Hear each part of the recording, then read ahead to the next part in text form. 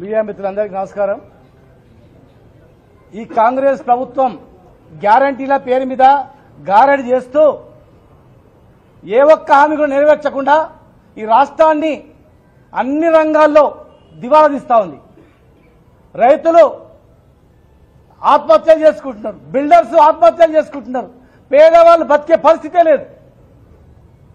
అత్యధిక సంఖ్య గల బీసీ వర్గాలకు మీకు ఎన్నో హామీలు ఇచ్చి గొర్రెలకు పైసలు వేస్తాం, ప్రతి కులాన్ని ఆదుకుంటామని చెప్పి 420 హామీలు ఇచ్చి ఏ ఒక్క హామీ నెరవేర్చకుండా కనీసం చట్టసభల్లో మేము రిజర్వేషన్ ఇస్తామని చెప్పి కామారెడ్డి డిక్లరేషన్ ఇచ్చి ఆ 42% రిజర్వేషన్ ఏం చేస్తారో తెలియదు.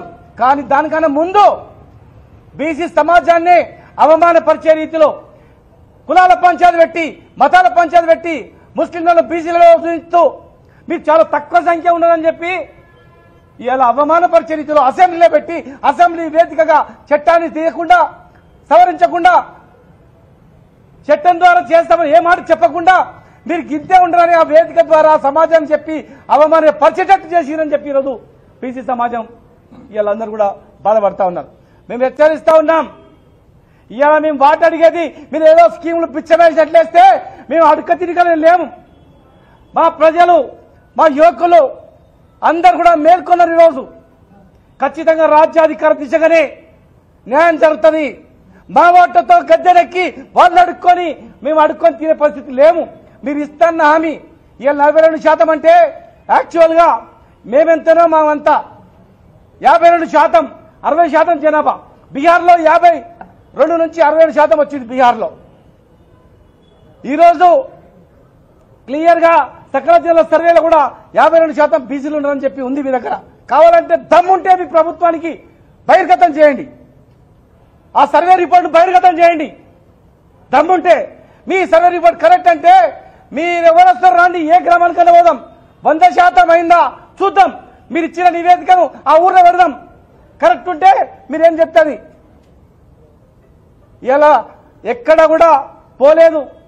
కాకి లెక్కలు రాసి కొంతమంది ముగ్గురు పెద్దలు కలిసి బీసీలు అనగదొక్కల రాజ్యాంగ దిశగా వీళ్ళు రావద్దు, వీళ్ళు సంఖ్య ఎక్కువందంటే మనల్ని తొక్కేస్తారు, వీళ్ళని తొక్కేయాలి అని చెప్పి సంఖ్యను తక్కువ చూపించి చట్టబద్ధత లేకుండా అసెంబ్లీ చర్చ లేకుండా మామూలుగా చెప్పి ఈరోజు మోసం చేస్తా ఉన్నారు.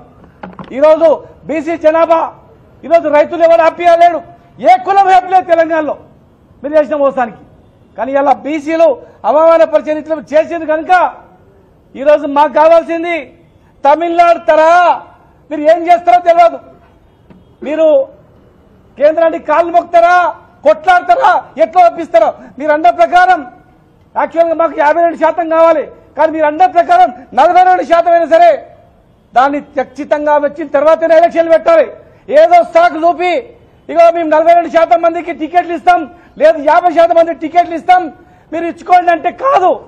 చట్టబద్ధంగా 42% రిజర్వేషన్తోనే ఎలక్షన్లో పోవాలి. లేకపోతే ఖచ్చితంగా మిమ్మల్ని బొందబెట్టే పరిస్థితి, ఒక్క సీటు కూడా గెలవకుండా చేసే పరిస్థితి ఇలా వస్తుంది ఖచ్చితంగా. చరిత్రహీనులు అవుతారు బీసీల అవమాన పరిస్థితి అనేది ఒకటే. ఏ ఒక్కటి తెలంగాణ ఒక్కటి కూడా బాగుపడతలేదు. ఈరోజు హాస్టల్లో చూస్తే బీసీ హాస్టల్లో చనిపోతున్న విద్యార్థులు చనిపోతా ఉన్నారు, కుల వృత్తులు నాశనం అవుతా ఉన్నాయి. కనుక మేము ఒకటే ఫైనల్ గా చెప్తా ఉన్నాం. ఈరోజు 2 అంశాలు కనుక మాకు క్లియర్ గా ఎలక్షన్ కమిషన్ 3 కోట్ల దాదాపు 40 లక్షల మంది ఓటర్లు ఉన్నారని చెప్పి ఏ వెబ్సైట్ లో కొట్టినా వస్తుంది. మరి 3 కోట్ల 40 లక్షల మంది ఓటర్లు ఉంటే 3 కోట్ల 50 లక్షల మంది జనాభా ఎట్లా ఉంటారని మేము అడుగుతా ఉన్నాం. కానీ ఇంత జ్ఞానం లేదా, కనీసం చూసుకోరా. ఇంత అంటే ఏం చేస్తే నడుస్తుంది అనుకుంటే కుదరదు. ఖచ్చితంగా తిరగబడతాం. మీరు సరి చేయకపోతే మిమ్మల్ని వెంటాడతాం. మీరు కరెక్ట్ చేయండి, మేము కూడా మీరేం చెప్తారు చేస్తాం. ఏదో మాటలు చెప్పి బబ్బె పెట్టి మోసం చేయాలని చూస్తే ఖచ్చితంగా మేము ఊరుకోం. ప్రజల దగ్గరికి మేము వెళ్తాం.